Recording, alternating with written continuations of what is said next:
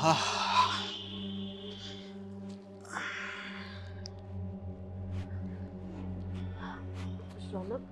હા મમ્મી.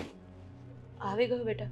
હા આ હાથમાં કંઈક ખબર નહીં ખંજવાળ આવ્યા કરે છે. આ ઘડિયાળમાં કંઈ પ્રોબ્લેમ છે કે સમજ નથી પડતી.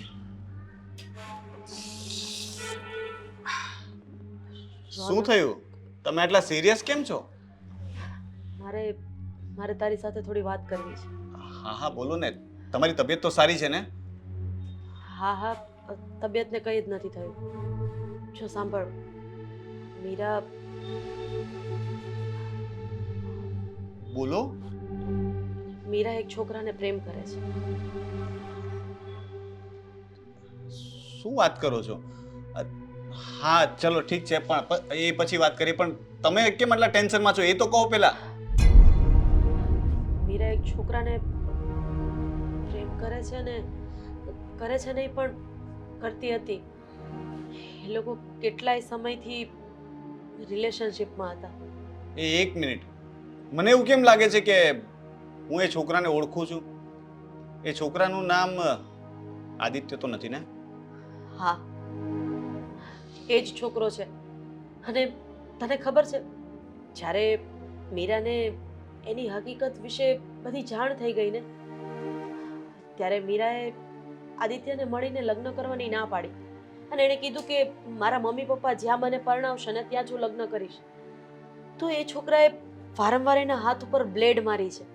અને મીરાને એવી ધમકી આપે છે કે જો તું મારી સાથે લગ્ન નહીં કરે તો હું મરી જઈશ, અને કાં તો પછી તને મારી નાખીશ. અને વારંવાર મીરાને ધમકાવવા માટે એ ફોન કરે છે. મીરા સાવ ગભરાઈ ગઈ છે અને શું કરવું કે શું ન કરવું એ બધું હવે એ છોકરીને સમજ નથી પડતી. હવે તું જ કંઈક રસ્તો કાઢ બેટા. ના પાડી હતી મેં મીરાને કે એ છોકરાથી દૂર રહેજે કહ્યું હતું. એ છોકરો એક નંબરનો આવારા અને લફંગો છે. એનું મોઢું જોઈને જ ખબર પડી જાય છે કે એ છોકરો કેવો છે. એ મને નીચે મળ્યો હતો એક વખત, સોસાયટીમાં ફાંફા મારતો હતો, ત્યાંથી મીરાને ફોન અને મેસેજ કરતો હતો. ત્યારે પણ મેં એને પ્રેમથી ધમકાવીને કહ્યું હતું કે ભાઈ આ રીતના લક્ષણો સારા નથી, અમારી સોસાયટીમાં આ રીતના ના કરતો. ત્યારે ચાલ્યો ગયો હતો. અને મેં મીરા સાથે વાત કરી તો મીરાએ મને કહ્યું કે હું પણ એની સાથે કોઈ રિલેશન નથી રાખવા માંગતી અને હું એની સાથે વાત નહીં કરું. એટલે મને એમ કે આ બધો કિસ્સો પૂરો થઈ ગયો હશે. પણ આજે તમે કહો છો ત્યારે મને ખબર પડે છે કે મીરાએ આપણી સાથે દગો કર્યો છે. અરે જો હવે બાળ બુદ્ધિમાં જે થઈ ગયું એ થઈ ગયું. અત્યારની છોકરીઓને શું હોય છે, સારો છોકરો જોવે એટલે એમાં પોતાનું ભવિષ્ય જોવા માંડે છે. માનું છું કે મીરાની ભૂલ છે, પણ મીરાને એવી તો નથી ખબર ને કે આ માણસનું અડધું મગજ જ કામ કરે છે. આવી રીતે બ્લેડ મારી દેવી અને આવી રીતે વારંવાર ધમકી આપવી એટલે એક જાતનો સાયકો માણસ કહેવાય. એ જ તો તકલીફ છે. સોશિયલ મીડિયા પર 2 મેસેજ શું કર્યા, 4 ફોટા જોયા, 5 લાઇક્સ મળ્યા અને મેડમ થઈ ગયા એના દીવાના. સારો છોકરોનો મતલબ શું છે? આજે દેખાય સારો એટલે સારો થઈ ગયો? એણે એની આંખોમાં ધ્યાનથી જોયું હોત ને તો એને ખબર પડી જાત કે વિકૃત મગજનો માણસ છે. મને તો પહેલી જ વખતમાં સમજ પડી ગઈ હતી કે આ છોકરો યોગ્ય નથી. મીરાને કેમ ખબર ન પડી એ સમજ નથી પડતી. એની બુદ્ધિ બહેર મારી ગઈ છે. બેટા પ્રેમ આંધળો જ હોય છે. એમાં માણસને કંઈ સૂઝતું નથી.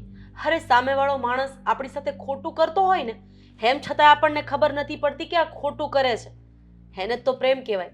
હવે એ વ્યક્તિ એવું વિચાર્યું હશે કે હું કોઈ એવા વ્યક્તિને પ્રેમ કરું કે જે હાથમાં બ્લેડ મારે, હું કોઈ એવા વ્યક્તિને પ્રેમ કરું કે જે મગજનો વિકૃત માણસ હોય, હું કોઈ એવા વ્યક્તિને પ્રેમ કરું કે જે વાતે વાતે મરવાની અને મારી નાખવાની ધમકી આપે? નહીં ને.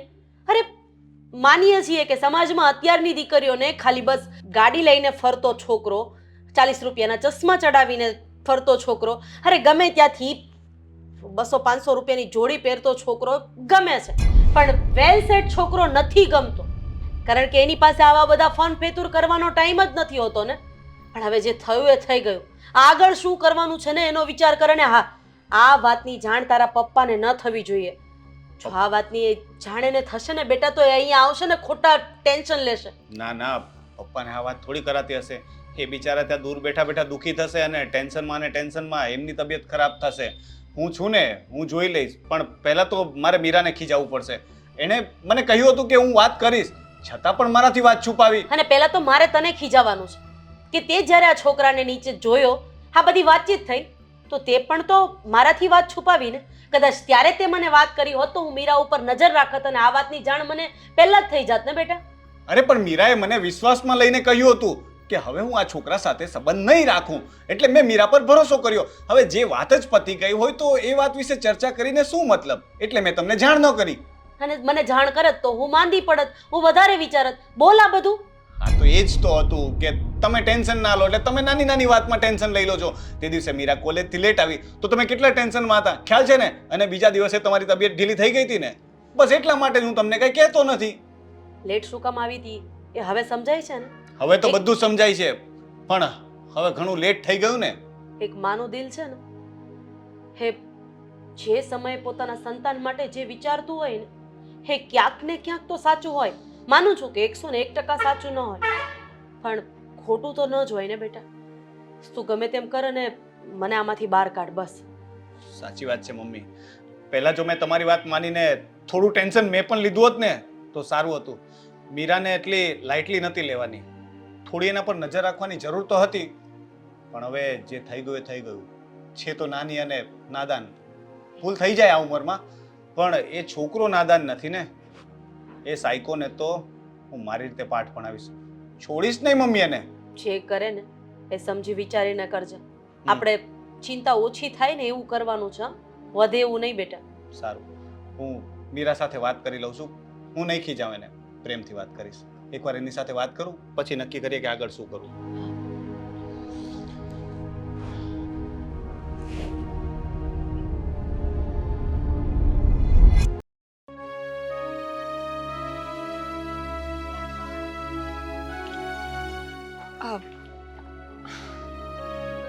હાય. હાય. કેમ ફરી અહીંયા બોલાવ્યો મને? એ જ કહેવા કે હું લગ્ન માટે તૈયાર છું. તું મને ફોર્સ કરતો હતો ને કે મારી સાથે લગ્ન નહીં કરે તો હું આત્મહત્યા કરી લઈશ, એસિડ પી જઈશ. એટલે મેં નક્કી કર્યું છે કે લગ્ન તો હવે થશે જ. બહુ જલ્દી માની ગઈ તું તો. લાગતું નહોતું. મને તો એમ હતું કે હજી તારા નાટકો મતલબમાં શરૂ જ રહેશે. શું કરું? આ તે એસિડ પીવાની ધમકી આપે એટલે ડરવું તો પડે ને. તારું કંઈ નક્કી નહીં. તું તો એસિડ પી જાય ને ચિઠ્ઠી લખી નાખે તો મારી તો આખી લાઈફ સ્પોઇલ થઈ જાય ને. હા, એની કરતાં સારું કે હું લગ્ન કરીને મારી જાતને બરબાદ કરી નાખું. બરાબર કર્યું છે. ડોક્યુમેન્ટ્સ લાવી છે? ચાલ અત્યારે જ ભાગીને લગ્ન કરી લઈએ. લાવી છું ને ડોક્યુમેન્ટ્સ. એક મિનિટ. ભાઈ, ભાઈને શું કામ લાવી અહીંયા? આદિત્ય બોલ, શું કહેતો હતો તું આને? લગ્ન નહીં કરે તો શું કરીશ તું? જોવો, હું તમને કહી દઉં છું કે અમે બંને એકબીજાને પ્રેમ કરીએ છીએ, લગ્ન કરવા માંગીએ છીએ. હા, આ તમારા ડરને લીધે થઈને અત્યાર સુધી છુપાઈને મતલબમાં વાત નહોતી કરી એ શકતી. વાત નહીં. તું આ તારી સાથે લગ્ન નહીં કરે તો શું કરવાનું હતું? એસિડ પીવાનો હતો ભાઈ. અને એસિડની તો બોટલ સાથે લઈને ફરે છે, એક્ટિવામાં પડી જશે. જોઈ લે. લઈ આવ જા, પી જા. મારે જોવું છે કે એસિડ કેમ પીવાય. હા તો પી જઈશ. તમે મને ઉશ્કેરો નહીં, સમજી લ્યો. જુઓ, મારા પર હાથ નહીં ઉપાડવાનો, હું તમને કહી દઉં છું. છે તું ડોન છે, છોકરીઓને હેરાન કરે છે. છોકરીઓને હેરાન કરે છે. હેરાન નથી કરતો. લવર છે તું, બહુ પ્રેમ કરે છે. તું કહેતો તો ધમકાવે છે છોકરીને. ધમકાવતો નથી. લગ્ન તારી જેવા મેં તને પહેલા પણ કહ્યું હતું ને કે મારી બેનથી દૂર રહેજે. હે, કહ્યું હતું ને તને? સમજ નથી પડતી તને? સમજ નથી પડતી? ભાઈ મરી જશે, છોડે નહીં. જો હા ખોટું કર્યું છે તે, હા કઈ રીત છે? તમે લોકો મારી સાથે વાત કર, મારી સાથે વાત કર. શું છે બોલ? તને મારવાનો છે મને? માર. હાથ ઉપાડીશ મારા પર? નથી ઉપાડવા હાથ. હાથ ઉપાડીશ મારા પર? ના પાડું છું ને, નથી ઉપાડવાનો. હવે બોલ, શું કરવાનું છે? એસિડ પીવાનું છે? લગ્ન કરવા? મુહૂર્ત કઢાવું તારા માટે? હા, મુહૂર્ત કઢાવવાનું છે? બિલકુલ નહીં. હેરાન કરીશ ક્યારે મારી બેન? હા, દૂરથી વાત કરો. હેરાન નહોતો કરતો ને, હું તો ખાલી એને ડરાવતો હતો. ડરાવતો હતો? છોકરીઓને ડરાવે છે? અચ્છા, આ ધંધો છે ને તારો? છોકરીઓને ડરાવે છે? મને ડરાવ, મને ડરાવ ને. અચ્છા, ડરાવ. ડરાવતો હતો તો બ્લેડ મારીને ફોટા મોકલ્યા હતા હાથના એ? ખોટા હતા. હા જોઈ લે, છે કોઈ બ્લેડ? નથી બ્લેડ. અરે તું મારી સાથે વાત ન કરે અને મારાથી ડરે એટલા માટે થઈને એ બધું કરતો હતો અને આ પણ ધમકી મારતો હતો જેથી કરીને તું જલ્દી મારી સાથે લગ્ન કરી લે, તારા ઘરે વાત ન કરે. પણ તે તો તારા ઘરે વાત કરી દીધી. જો જુઓ, ભૂલ થઈ ગઈ મારી. હવે હું ક્યારે મીરાને ફોન મેસેજ નહીં કરું. અને ફોન મેસેજ કરીશ તો નહીં કરું ને તો હું પાછો આવીશ અને પાછો તને યાદ કરાવીશ કે ફોન મેસેજ નહીં કરવાના. હા હા ઓકે, ચાલ હવે નીકળ.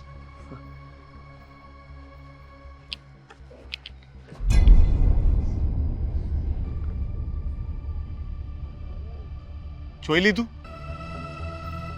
સમજી કઈ સમજણ પડે છે?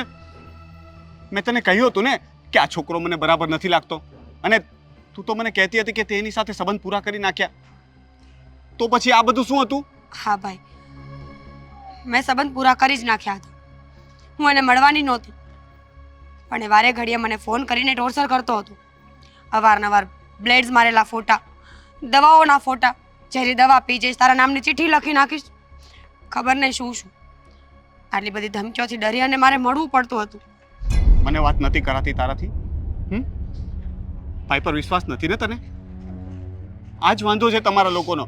એક અજાણ્યા પર ભરોસો કરી શકો છો, એની સાથે સોશિયલ મીડિયા પર 2 મેસેજમાં સંબંધ બાંધી શકો છો, અને જેની સાથે 20 વર્ષ વિતાવ્યા એ માં અને ભાઈ પર વિશ્વાસ નથી તમને લોકોને? હા, એવું નથી ભાઈ, મેં તને ખોટું કહ્યું હતું ને કે મારો ફક્ત ફ્રેન્ડ જ છે.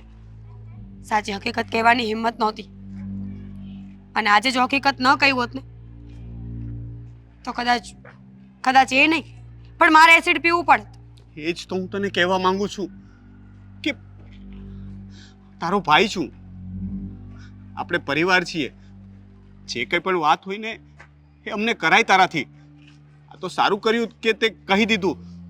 તે બહુ મોડું કર્યું છે પણ કહી દીધું, નહીતર આવા છોકરાઓની જાળમાં ફસાઈને આજકાલ આપણી કેટલી બહેન દીકરીઓ પોતાનું જીવન ટૂંકાવી દેતી હોય છે. ઘરમાં કહી નથી શકતી.